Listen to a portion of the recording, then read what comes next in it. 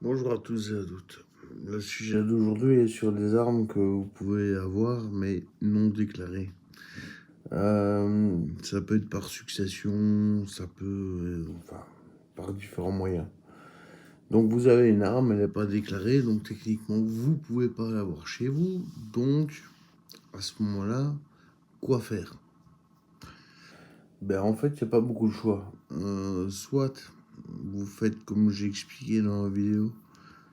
Toutes les démarches au niveau du club de tir, l'examen théorique, l'examen pratique pour l'arme que vous avez évidemment. Euh, et puis après faire une demande de modèle 4 pour l'arme en question.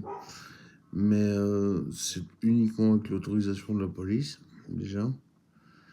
Et puis voilà, va falloir expliquer comment vous l'avez eu, etc., etc.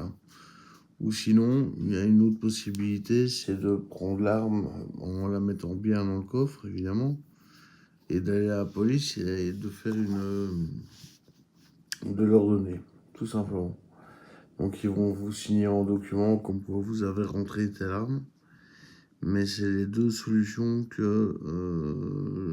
qui est possible en France, en Belgique. On sait rien faire d'autre. On peut pas demander, oui, mais enfin, ça appartient à mon grand-père, donc.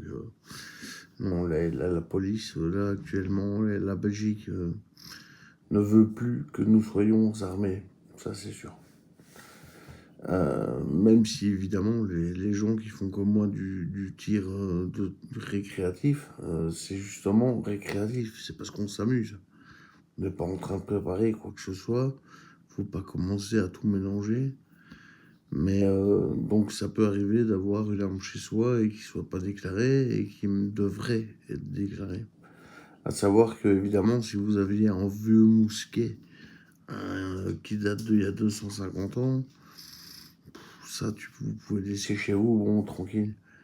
Mais je parle de quelqu'un qui aurait eu un revolver, un pistolet, quel que soit le calibre, vous pouvez pas l'avoir. Donc vous devez alors faire toutes les démarches comme si c'était une nouvelle arme. Comme si vous étiez en tireur. Et alors c'est donc 10 tirs par an, 50 tirs par 5 ans. Voilà. Donc faites quand même attention parce que si jamais Dieu sait pourquoi un jour la police voit que vous avez ce genre d'arme, si vous n'êtes pas en ordre et que vous n'avez rien dit, ça peut être pénalement répressible. Voilà.